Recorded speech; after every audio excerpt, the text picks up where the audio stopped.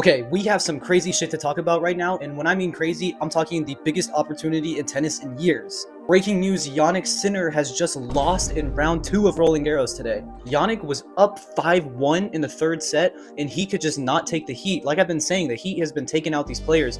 Jannik started cramping, body shut down, and he could not do anything.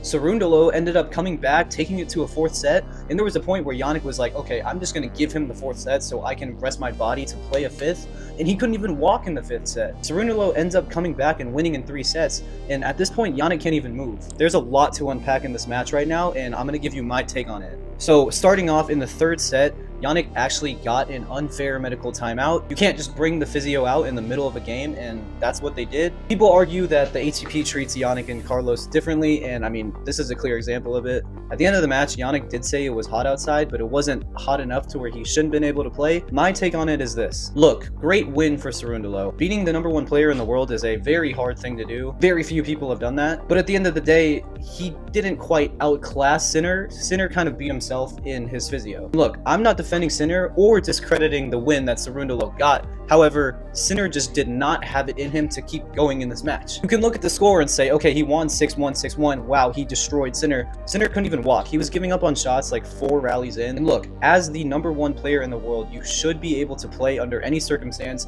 It's not like it was hotter for Sinner versus Cerundolo. They were playing in the same conditions. It's crazy because it's almost like Sinner's too good to play for 5 sets. He's so used to taking out his opponents quickly and, getting the job done in 2 to 3 sets that when a match goes over 3 hours, he struggles because he's not used to that kind of court time.